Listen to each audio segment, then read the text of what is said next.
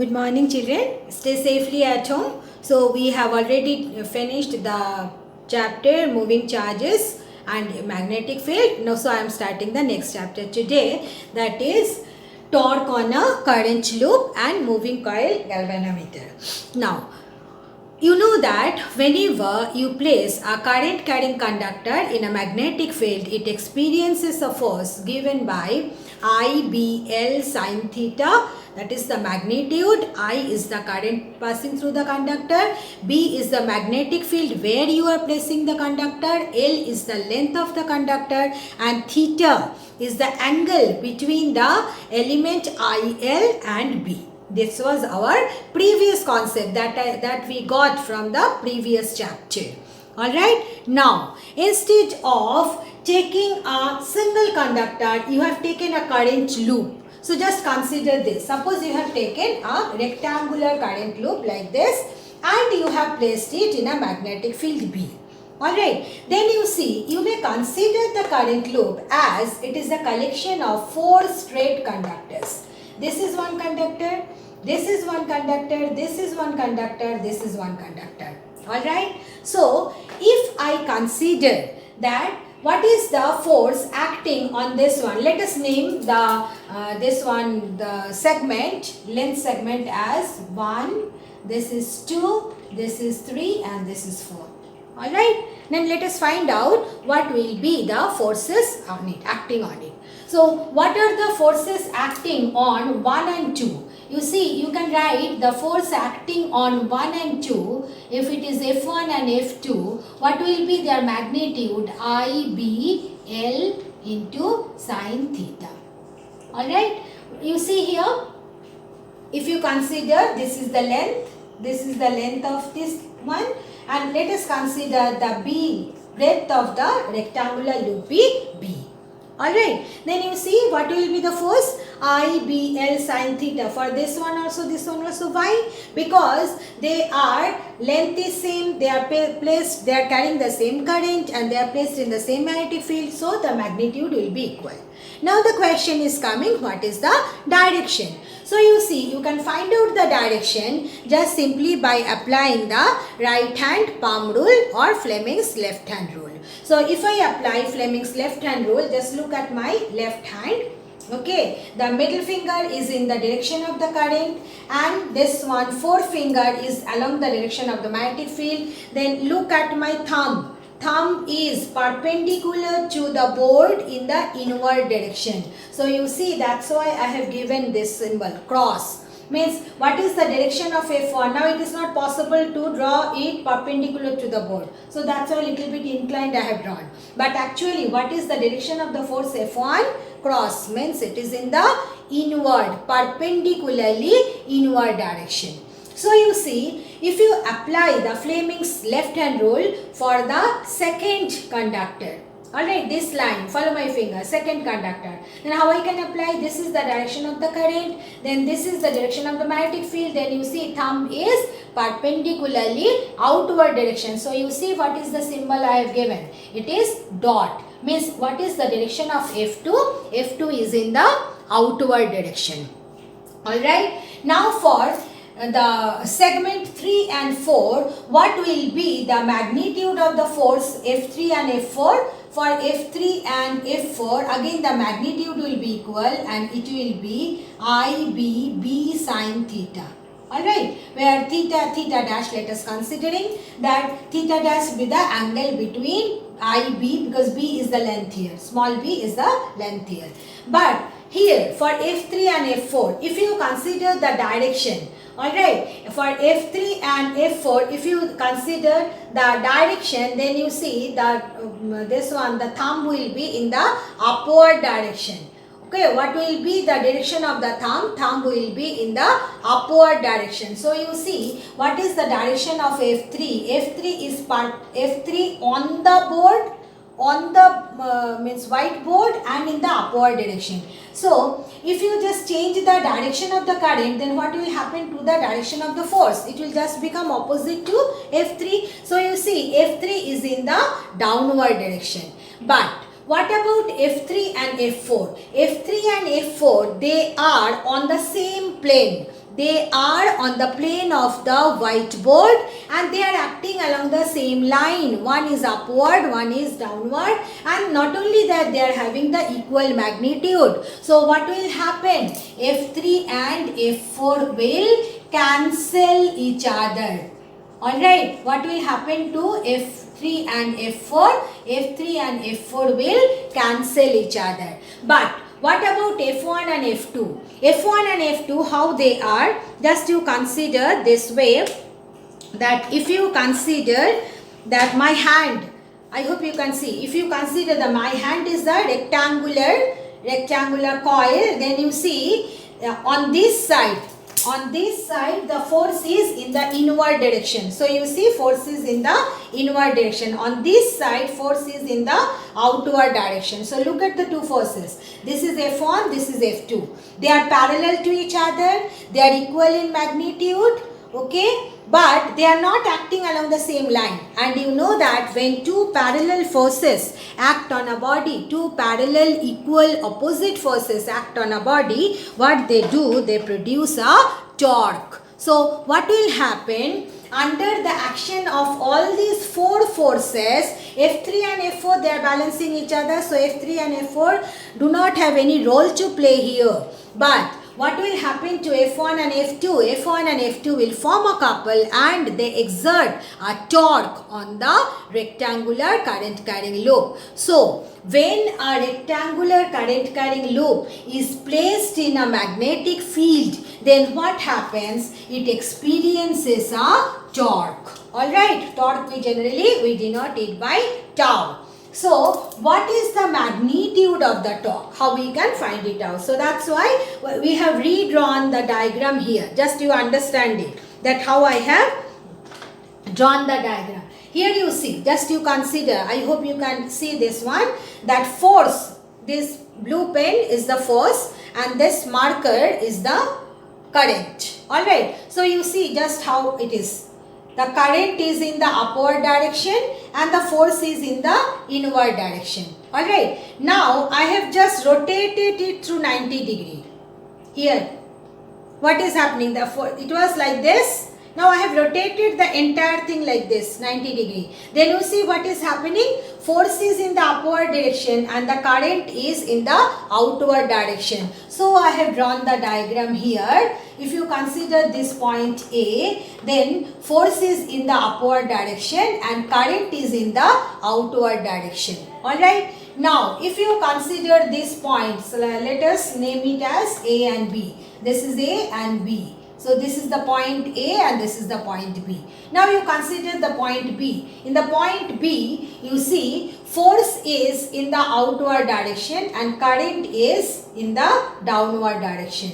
Force is in the outward direction. This is the force and current is, this one I have used for force. So, force is in the this direction and current is in the downward direction. Alright. Now, if I just rotate it 90 degree, as I rotated this one 90 degree, so I have to rotate this one also 90 degree. So, if I rotate it 90 degree, then you see what is happening to the force. Force is coming in the downward direction, current is in the inward direction. So, you see current is in the inward direction, force is in the downward direction. Alright. Means the same thing, for the point A and B, we have just rotated current and force through 90 degree and drawn the diagram so that we can get a clear concept of it. Okay.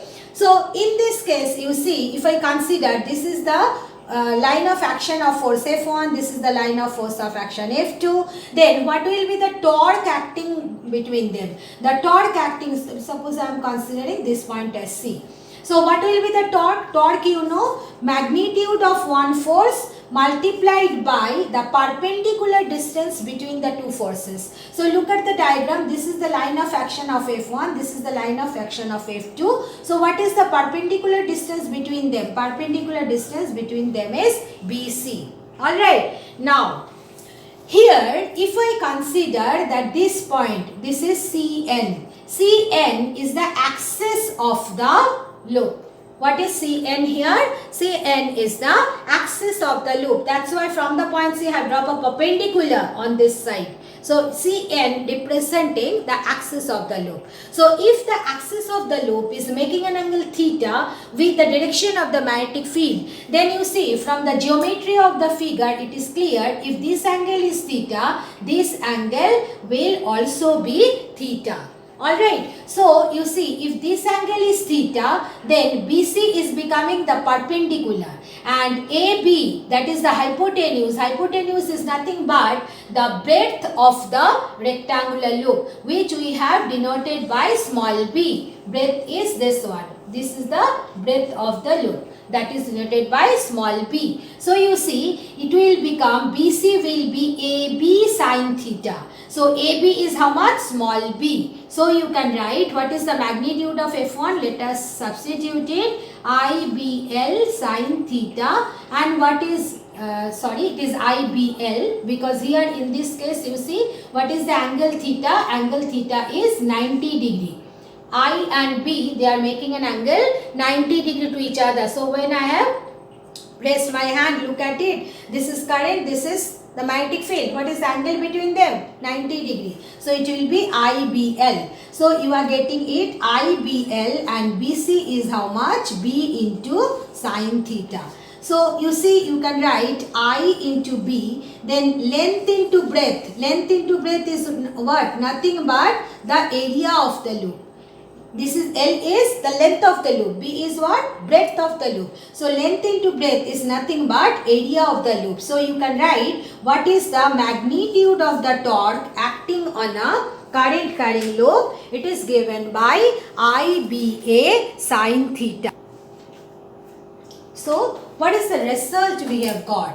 That when a current carrying rectangular loop is placed in a magnetic field, then it experiences a torque which is given by IAB sin theta. Alright, what is A?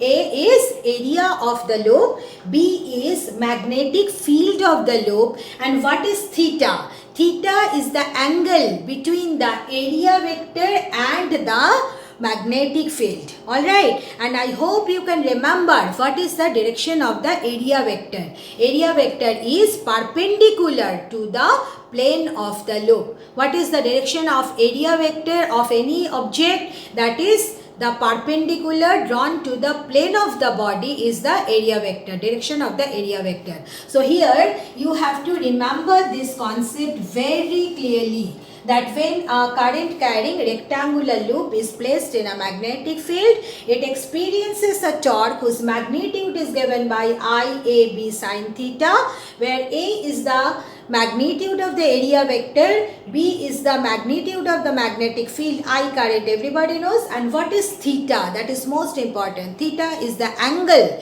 between A and B, means theta is the angle between the area vector and the magnetic field. Alright, so here you see we have taken one turn of the rectangular loop. So if there are n number of turns, then you can write it as what will be the torque. It is given by NIAB sin theta.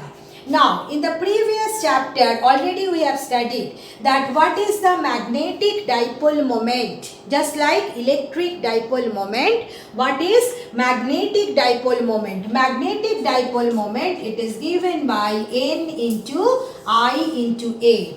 Alright, so you see in place of this NIA, you can write as M magnetic dipole moment, B into sin theta. So you can write torque is a vector quantity. So in the vector form, you can write what is the torque acting on the dipole. It is the vector product, cross product of magnetic dipole moment and the this one uniform magnetic field vector, where the current carrying loop is placed. So these are the relations you are supposed to learn and remember to solve the numericals. So from this concept of torque, one can define the magnetic moment of a current carrying coil. You know that a current carrying circular coil, that is clock rule we have applied. I hope you can remember the diagrams that we draw N within the loop, S within the loop, Can you remember? So here you see a current carrying coil, it just behaves like a magnetic dipole, so it has some magnetic dipole moment. So what is the magnetic dipole term we have dropped? So that's why you have written magnetic moment. So what is magnetic moment of a coil? That we can get from the concept of the torque acting on the coil. So you see, what is the torque acting on the coil? mb sin theta. Alright, so when the torque acting on the coil will be maximum, when theta is maximum means 90 degree, because you know for sin 90 degree the value is maximum 1. So torque will be maximum when theta is 90 degree, and what is the value of the maximum torque aiming to be? Alright, now if you consider this relation, then you see, you can write when theta is 90 degree and B is equal to 1 Tesla, then what is becoming? M is equal to tau max. What is M is becoming equal to how much? Tau max, because B is 1. Alright, so you see, if you write down this condition in sentence, then that will become the definition of magnetic moment of the coil. So how to write the definition? Just see, magnetic moment of a coil is equal to the maximum torque experienced by the coil, okay, when placed in a magnetic field of unit strength. Alright, so this definition of magnetic moment of a coil we must learn. What is magnetic moment of a coil? Magnetic moment of a coil is equal to the maximum torque experienced by the coil when it is placed in an uniform magnetic field of unit strength. So here you see, if you mug up the definition, you will forget. So you have to stepwise, you have to understand it. First you remember that tau max is equal to M into B. Alright, and tau maximum torque when it will be? When theta is 90 degree. And then another condition you are imposing, you are making B is equal to 1 Tesla. When B is 1, then only M will become equal to tau max. And then this relation you write in sentence, you will get the definition of the magnetic moment of a coil. Then the question arising, magnetic moment is a vector quantity. So what will be the direction of the magnetic moment? We know what is magnetic moment, actual relation, NIA. So here remember, N is the number of turns, scalar quantity, I is a scalar quantity. So only vector quantity is A. So what is the direction of the magnetic moment? Direction of the magnetic moment is along the direction of the area vector. So if you consider a circular loop of current, current is in the anti-clockwise direction. Okay, then as it is an anti-clockwise direction, then you see what will be, if you just apply your right hand thumb rule, then what is happening? What is the direction of the area vector? Direction of the area vector is like this, perpendicular to the plane. So you see I have drawn it like this. This is, you see, this is discontinuous. Discontinuous means what? It is perpendicular to the plane in the upward direction. And in this case, when the current will be in the opposite direction, then you see what will be the direction of the area vector perpendicular to the plane in the inward direction. Okay, so that's why the direction of the magnetic moment is drawn in such a way. So regarding the direction of the magnetic moment, what you have to remember, the direction of the magnetic moment is along the direction of the area vector. And how you can find out the direction of the area vector? Just the right hand thumb rule, that you set your 4 fingers along the direction of the current, then the thumb will give you the direction of the area vector or the direction of the magnetic moment. So this is the concept of the magnitude, how to find out the magnitude of the magnetic moment of a current carrying coil as well as direction of the magnetic moment of a current carrying coil. Our next topic is moving coil galvanometer.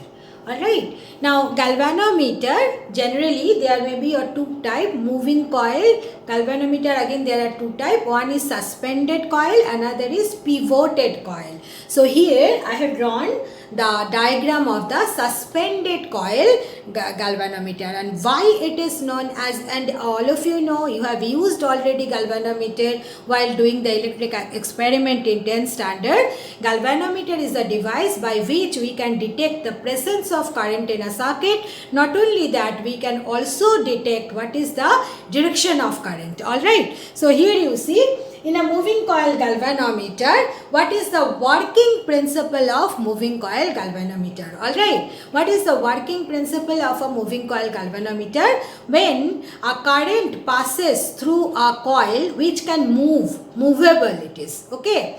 Current passes through a coil placed in a magnetic field, then you know, just now we studied that the coil will experiences a torque which is given by IAB sin theta. Alright, so you see this torque, what it will do, just you consider this one. If this is the, I am just referring to the previous discussion. We have considered if this is the coil, then one force was along this direction, another force was along this direction. So you see what will happen to the coil. Coil will deflect. Okay, coil will deflect or rotate in the clockwise direction. If I consider, just refer to the previous discussion. So in general, what we can say, when current passes through a coil placed in a magnetic field, then a deflecting torque acts on the coil, and we have already seen that deflecting torque, it is given by IAB sin theta. So magnitude of the deflecting torque, it depends on the strength of the current. Alright, more current you will send to the coil, more it will deflect. Okay, less current you will send to the current, less it will deflect. Alright, so this is the working principle of moving coil galvanometer. I have already written it, so just to save the time and span of the video. So here, what is the working principle? When electric current flows in a coil placed in a magnetic field, uniform magnetic field, a deflecting torque acts on the coil whose magnitude depends upon the strength of the current, because we know tau is how much? NIAB sin theta. Alright, so now you come to the construction of the moving coil galvanometer. Alright, in the construction of the moving coil galvanometer, the main part is this coil. You see, we take a copper coil which we wound on a aluminium frame. This is the aluminium frame. Alright, this one is the aluminium frame on which we wound the copper coil, and inside the aluminium frame there is a soft iron core. I have written only core, but what is the material used? That is soft iron. Why it is so? I will come one by one. So I am just describing the structure of the moving coil galvanometer. So main part, as I said, there is a coil of copper. The copper coil, it is wound over an aluminium, rectangular aluminium frame, and inside the aluminium frame there is a soft iron core. Now you see this copper coil, it is suspended by a phosphor bronze fiber. What is this fiber? This is a phosphor bronze fiber, and between the coil and this one phosphor bronze, means above the coil, from the phosphor bronze, and another circular mirror, M stands for mirror. A small circular mirror is connected with the phosphor bronze fiber just above the coil. Alright, and then the coil, this through the phosphor bronze fiber, it is connected to the torsion head. Alright, and then this torsion head, it is connected to the terminal binding screws, that is T1. Now what we do, we just through the terminal T1, current is entered into the galvanometer. Now you see, this is the upper part I have described. Now come to the lower part. In the lower part, the aluminium coil, it is connected to a spring. So spring will allow the coil to deflect in any direction without producing stress or without breaking it. Because you know, when the spring get twisted, then due to the property of elasticity, when the current will be withdrawn, it will be able to come back to its original configuration. That's why it is connected to a spring. Then the spring, this is a spring. Spring is connected to another terminal binding screw, that is T2. These T1 and T2 are the binding screw through which you connect the connecting wires. Okay, while doing the experiment you have seen. So you see, through T1 current will enter, then it will pass through the phosphor bronze, then it will come to the coil. Now the coil, where it is placed? It is placed between two pole pieces of horseshoe magnet. These north and south, these are the pole pieces of a horseshoe magnet, strong horseshoe magnet. And here you see the pole pieces, they are not rectangular pole pieces, means the pole pieces, they do not look like this. They are not rectangular, they are concave pole pieces. Okay, so this is the structure of the moving coil galvanometer. Now I will come to the working details of the moving coil galvanometer. Now let us find out how the galvanometer works. Alright. So as I said, whenever I current will pass through the coil, so it is placed in a uniform magnetic field. What this north and south pole will produce? It will produce a uniform magnetic field within this region where the coil is placed. So you see, you have placed a current carrying coil within a uniform magnetic field. So what will happen? The coil will experience a deflecting torque. Okay, what is the magnitude of the deflecting torque given by I N I A B sine theta? Already we have done it. This is the deflecting torque. So as it is a deflecting torque, so you see, if the coil is placed like this, then what will happen? It will deflect. Just you see, it will deflect. So the moment it will deflect, what will happen to the phosphor bronze fiber? It will get twisted.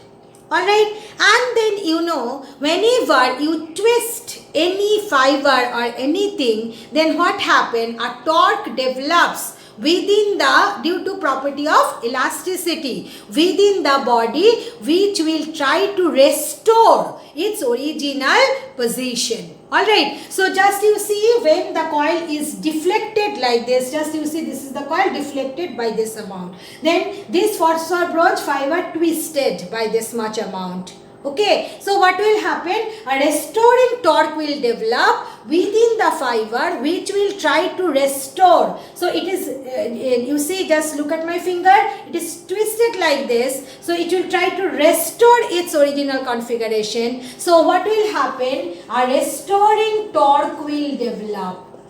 Clear? What is the magnitude of the restoring torque? Magnitude of the restoring torque is given by C into phi. What is phi? Phi is the angle of twist. What is phi here? Phi is the angle of twist. Alright. And what is C? C is the, you can say, restoring torque. C is known as, C is a constant, it depends on the material of the fiber. C is the restoring torque per unit twist. Alright, so you see what is happening? Deflecting torque trying to deflect the coil in this direction, and restoring torque trying to restore its original position. So you see, deflecting torque increasing the amount of deflection. Okay, so the amount of deflection, the moment it will increase, restoring torque will also increase. Clear? But remember, the direction of deflecting torque and restoring torque, they are just opposite. So one time will come. So what is happening? Understand it. So when you are sending the current, that amount of deflection slowly increasing. So the moment deflecting torque, this value is constant. The torque is constant, NIAB sine theta. So when this angle of twist is increasing, then restoring torque is increasing. Then one time will come when the deflecting torque and the restoring torque, they will become equal in magnitude. Already they are opposite in direction. Okay, initially restoring torque is small. Why? Because it is slowly getting twisted. I hope you are understanding what I mean to say. When the deflecting torque is acting, it is getting twisted. So the moment amount of twist increasing, restoring torque increasing. So one time will come when deflecting torque and restoring torque, they will become equal and opposite. Then what will happen? The coil will not deflect anymore. So you see the coil was deflecting slowly in this way. But one time will come when it will not deflect anymore. Then that is known as equilibrium position. Alright. So you see at equilibrium position. At equilibrium position, what is happening? Deflecting torque is equal to restoring torque. So what is the expression for deflecting torque? NIAB sin theta. And restoring torque is C into phi. Alright, phi is the angle of twist. So you see I is given by C phi divided by NAB sin theta. Alright, so this is the expression for the current passing through a moving coil galvanometer. C phi divided by NAB sin theta. So what we have got? What is the expression for the current passing through the galvanometer? It is C by NAB phi by sin theta. Alright. Now here you see, look at the term C. C is the torsional constant. See, as I said, it is the restoring torque developed per unit twist. It is a constant which depends on the material. Alright, that's why we have taken phosphor bronze fiber. We have not taken a wool fiber. We have not taken any metallic fiber. Alright, we have taken a phosphor bronze fiber. So here C is known as the torsional constant of this material, of the fiber taken, of the strip. Okay, fiber or strip, whatever be the term you can use. N is the number of turns which is constant. A is the area of the coil, that is also constant. B is the magnetic field produced by the pole pieces. So as the strength of the pole pieces you are not changing, so B is also constant. So you see the terms I have written within bracket, that is constant. So one can conclude I is proportional to phi by sin theta. So according to this relation, you see I is not depending on the angle of twist linearly. So it is difficult. It is depending also on the term sin theta. And you know sin theta, it changes in a complicated manner, isn't it? Maximum, minimum, then changing the direction, all these things are there. So what is happening? Due to this one, it becomes difficult to have a proper linear scale for the galvanometer. So that's why what is done, just to remove this term sin theta, we take a concave pole pieces. Alright. Now you see for concave pole pieces, this point already those who are from this Carmel school, you know, 10th standard also I said why it is concave. You know, concave pole pieces, they produce radial magnetic field. Alright, and in radial magnetic field, torque is always constant and maximum. Alright, means whatever be the orientation of the coil, always theta becomes 90 degree. Alright, so torque is constant and maximum means sin theta is always equal to 1. So why instead of rectangular pole pieces we take concave pole pieces? Because concave pole pieces produces radial whatever I am saying, I have not written that. Okay, because I am observing that what generally the lazy children, those who do not want to study, they are not listening to the lectures, they are not listening what your teacher is saying, they are just simply copying what is written on the whiteboard, which is frustrating. That's why purposely I have not written everything what I am saying verbally. Okay, it is your duty to note it down properly. So what I said, that I is proportional to phi by sin theta, due to which we cannot have a linear scale. That's why we take a concave pole pieces. Why a concave pole pieces? Concave pole pieces produces radial magnetic field. In radial magnetic field, whatever be the orientation of the coil, always torque acting on the coil is constant and maximum, means sin theta is equal to 1. So you see, if sin theta is equal to 1, then I is proportional to the angle of twist. So we can have a linear scale for this case. Alright. Although in case of suspended, this is suspended coil galvanometer. Alright. In suspended coil galvanometer, phi is measured by the mirror and lamp and scale arrangement. Okay. So phi is not measured directly in the suspended coil galvanometer. Phi we measure by lamp and scale arrangement. Okay, so if you can measure phi, then you see you can easily find out what will be the current passing through the coil, because I is equal to some constant into phi. This constant K is known as the galvanometer constant, and K is equal to how much? C divided by NAB, because you see, depending on the construction of the galvanometer, C is constant, NAB constant, so C by NAB is constant. So one can write I is equal to K into phi. So if you know the value of the galvanometer constant, and by the lamp and scale arrangement, when you will be with the help of the mirror, when you can find out what is the value of the angle of twist, then easily one can measure how much current passing through the coil.